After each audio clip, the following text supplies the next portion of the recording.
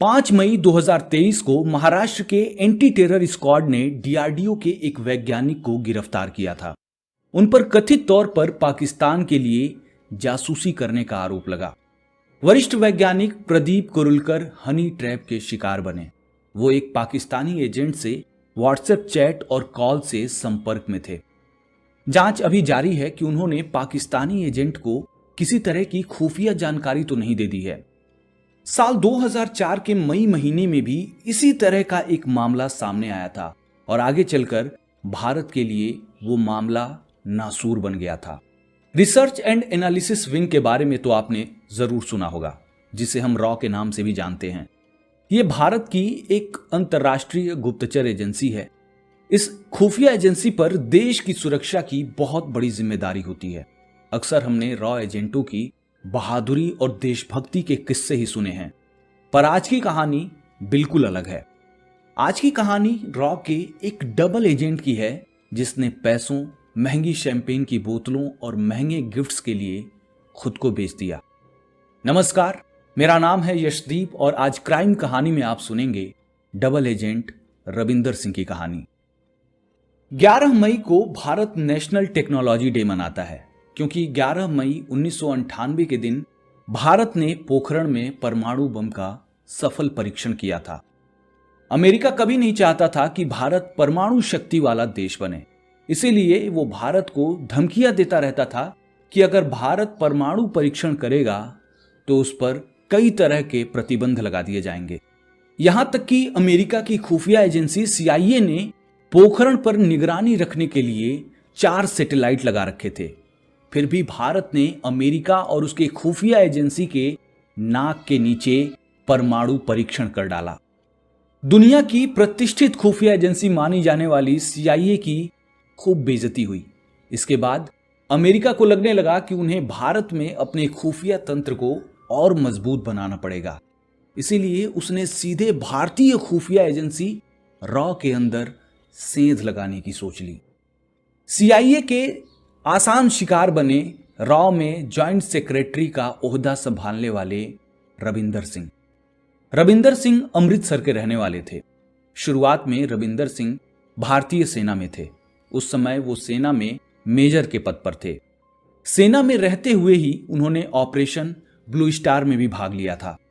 बताते हैं कि साल 1986 में रविंदर सिंह ने अपनी राजनीतिक पहुंच का लाभ उठाकर रॉ ज्वाइन कर लिया। शुरुआत में उन्हें पाकिस्तान में चल रहे आतंकी ट्रेनिंग कैंपों पर नजर रखने का काम दिया गया था। रॉ में वो कई पदों पर रहे, डिप्टी सेक्रेटरी, डायरेक्टर और फिर जॉइंट सेक्रेटरी।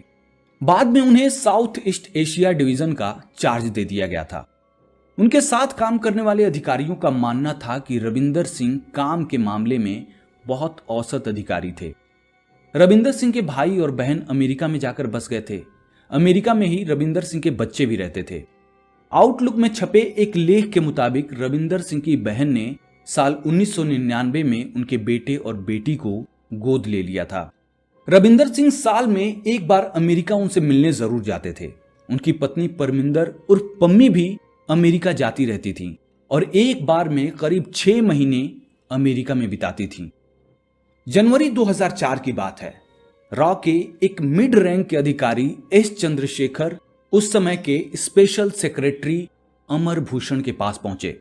उन्होंने अमर भूषण से बताया कि रविंदर सिंह उनसे अक्सर ऐसी जानकारियां या ऐसी बातें निकलवाने की कोशिश करते रहते हैं जो उन्हें नहीं जाननी चाहिए। रॉ का कोई भी अधिकारी अपने एरिया, ब्रांच और यूनिट के अलावा दूसरे यूनिट, एरिया या ब्रांच की इंफॉर्मेशन नहीं रख सकता है। यहां तक कि रॉ का कोई भी व्यक्ति अपने काम से जुड़ी बातें एजेंसी के किसी भी व्यक्ति से शेयर नहीं कर सकता है। रॉ में ऐसी बहुत सी चीजों को गलत माना जाता है। एस चंद्रशेखर ने अमर भूषण से बताया कि उन्हें शक है कि रविंदर सिंह कुछ गलत कर रहे हैं। इस शिकायत के बाद ही रॉ की counter intelligence unit Ravinder Singh पर नजर रखने लगी। रविंदर सिंह के दिल्ली के डिफेंस कॉलोनी के चक्रवर्ती विधि स्थित घर के बाहर रॉ की एक टीम लगा दी गई। रॉ के ही एक एजेंट को उनके घर के बाहर फल बेचने वाला बना के निगरानी के लिए लगा दिया गया।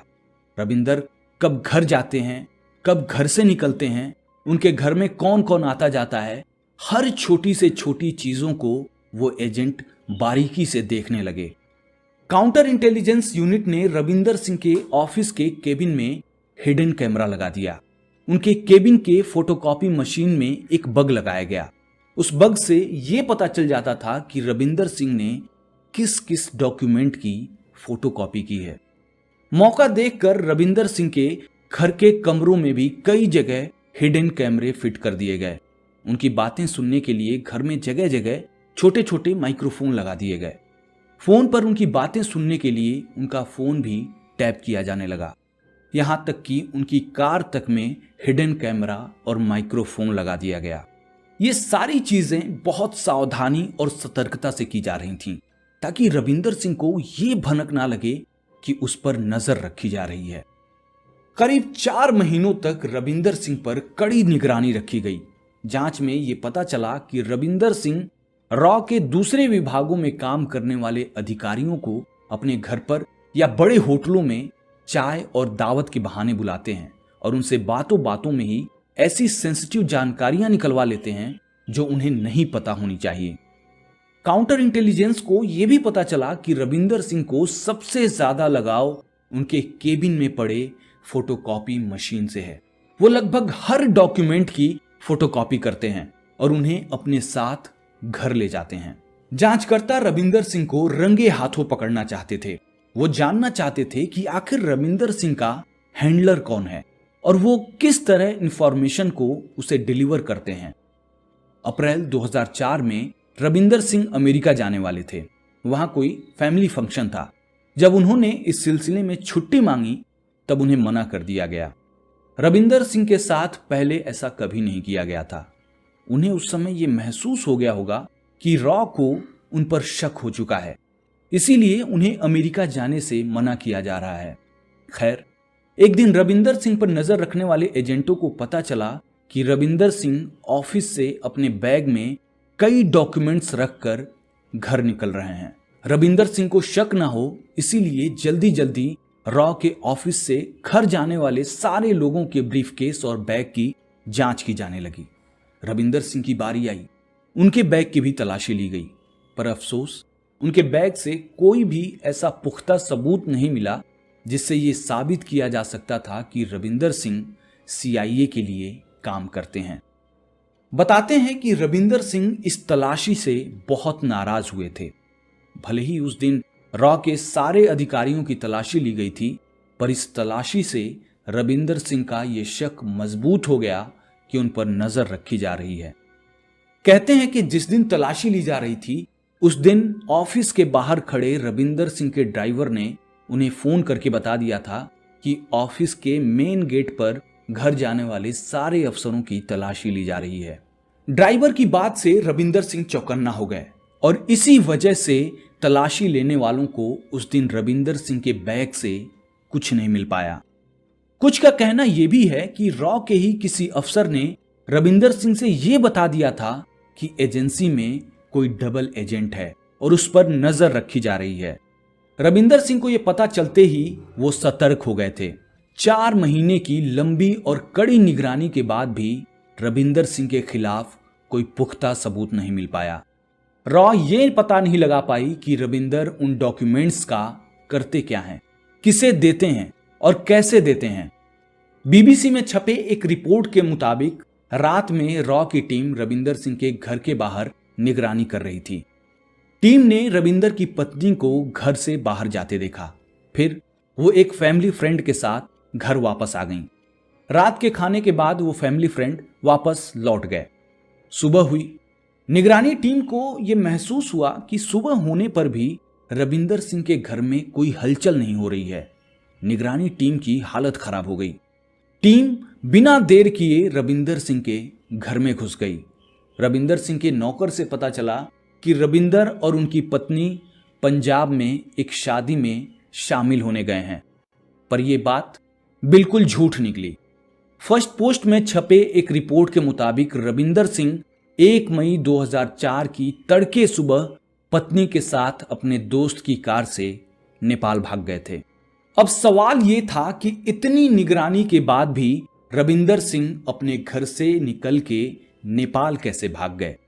रॉ की निगरानी करने वाले जासूस उस समय क्या कर रहे थे।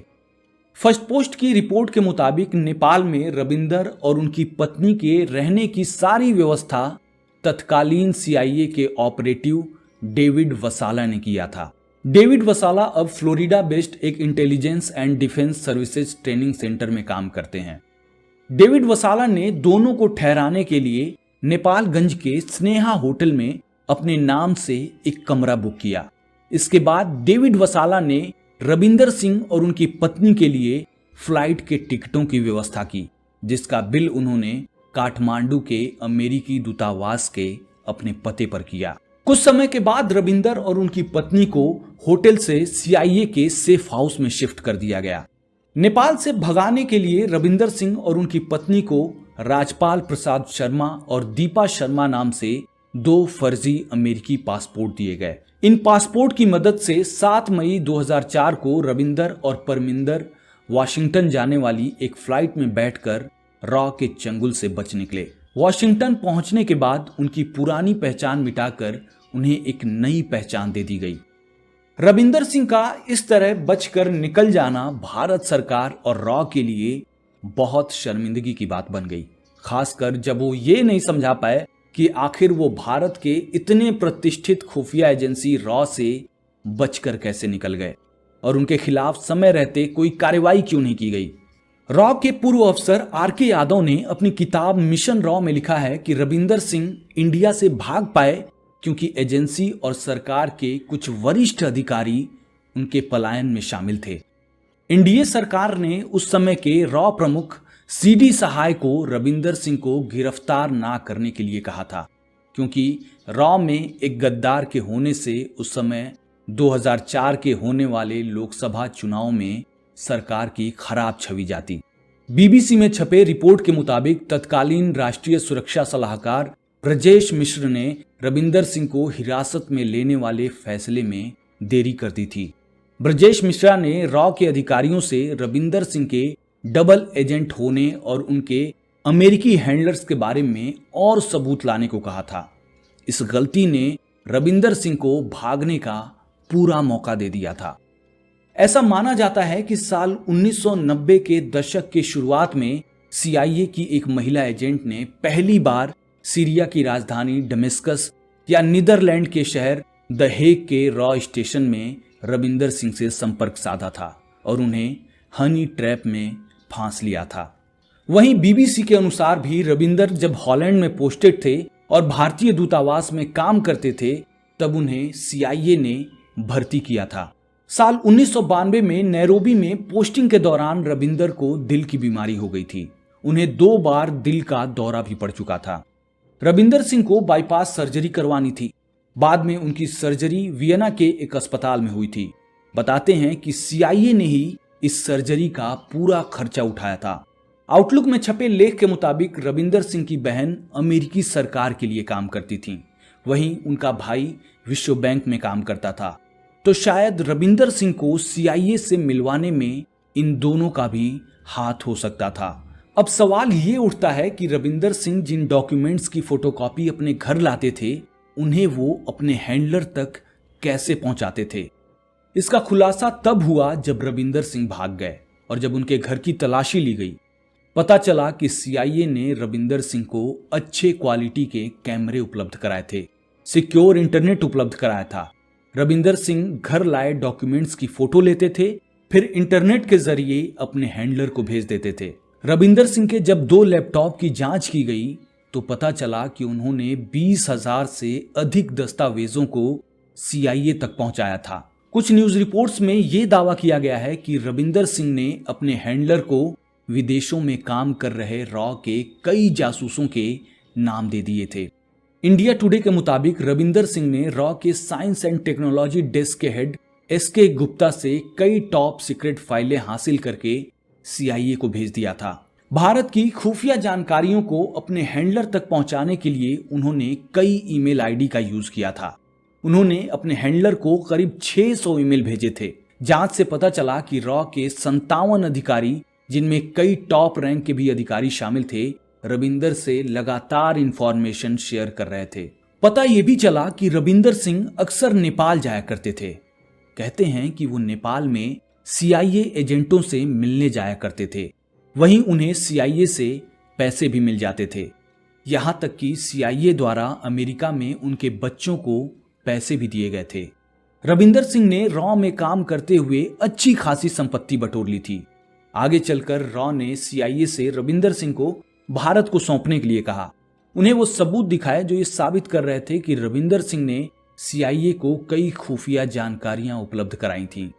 CIA को रविंदर सिंह और उनकी पत्नी को नेपाल में ठहरने और वहां से अमेरिका भगाने में CIA एजेंट डेविड वसाला की मदद के भी कई सबूत दिए गए।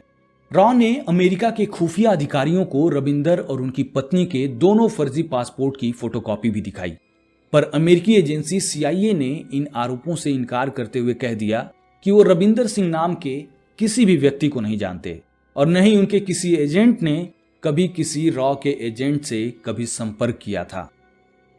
देश के लिए काम करने का मौका मिलना अपने आप में बहुत गर्व की बात है, पर रविंदर सिंह ने चंद पैसों के लिए अपने देश के साथ गद्दारी कर दी, पर उन्हें इस गद्दारी की ऐसी सजा मिली जो शायद भारत सरकार भी उन्हें ना दे पाती। बताते हैं कि अमेरिका जाने के कुछ ही दिनों बाद CIA ने उनसे किनारा कर लिया और उन्हें पैसे देना भी बंद कर दिया। इसके बाद रविंदर सिंह एक गद्दार का तमगा लिए अमेरिका में मारे मारे फिरते रहे। कभी रॉ जैसे प्रतिष्ठित एजेंसी के लिए काम करने वाले रविंदर सिंह की साल 2016 के अंत में मैरीलैंड में एक सड़क हादसे में मौत हो गई। तो यही आज की कहानी थी। अगली कहानी में जल्दी ही आपसे मुलाकात होगी। मेरा नाम है यशदीप और आप क्राइम कहानी देख रहे थे। जय हिंद।